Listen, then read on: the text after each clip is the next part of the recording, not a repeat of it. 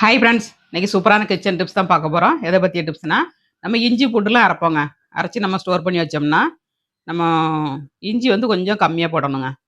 100 gram இஞ்சி எடுத்தீங்கன்னா 150 gram பூண்டு போடணும். அந்த அளவுக்கு போட்டு அரைக்கணுங்க. இஞ்சியோட பூண்டு அதிகமாக போடணும். இஞ்சி அதிகமாக போட்டேன்னா கசப்பு தன்மை கொடுத்துரும். அதே மாதிரி இதில் கொஞ்சோண்டு உப்பு ஆட் பண்ணி அரைச்சோம்னா, நம்ம 1 மாதம் வரைக்கும் ஸ்டோர் பண்ணி வைக்கலாங்க. கெட்டு போகாது. டேஸ்ட் நல்லாயிருக்கும். நம்ம எப்போ அப்போ அரைச்சது மாதிரியே ஃப்ரெஷ்ஷாகவே இருக்கும். இந்த டிப்ஸை ஃபாலோ பண்ணுங்கள். இப்போ இஞ்சியும் பூண்டையும் இந்த மாதிரி அரைச்சி எடுத்துக்கோங்க. கொஞ்சமாக கல் உப்பு போட்டு அரைச்சிங்கன்னா உங்களுக்கு வந்து எவ்வளோ நானாலும் ஒன்றுமே செய்யாதுங்க. 2 மாதம் 3 மாதம் வரைக்கும் கூட நீங்கள் ஸ்டோர் பண்ணி வைக்கலாம். நான் ஒரு 10 நாளைக்கு 15 நாளைக்கு வரைக்கும் நான் அரைச்சிருவாங்க. எப்போதும் நான் ஸ்டோர் பண்ணி நிறைய வைக்க மாட்டேன். கொஞ்சம் கொஞ்சமாக தான் நான் அரைப்பேன்.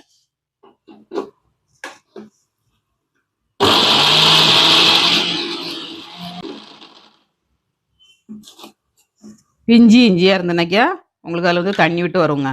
அதிலாட்டி நம்ம கொஞ்சோண்டு தண்ணி விட்டு அரைச்சிக்கிடணும். 2 ஸ்பூன் தண்ணி விட்டு அரைச்சிக்கோங்க.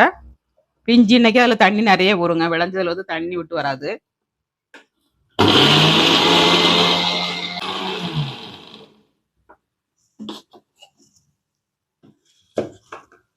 சூப்பராக அரைச்சாச்சுங்க.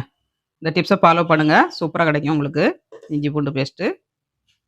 வீடியோ பிடிச்சிருந்தா லைக் பண்ணுங்கள், ஷேர் பண்ணுங்கள், கமெண்ட் பண்ணுங்கள். யாருமே லைக் பண்ண மாட்டேங்க, லைக் பண்ணிவிட்டு பாருங்கள்.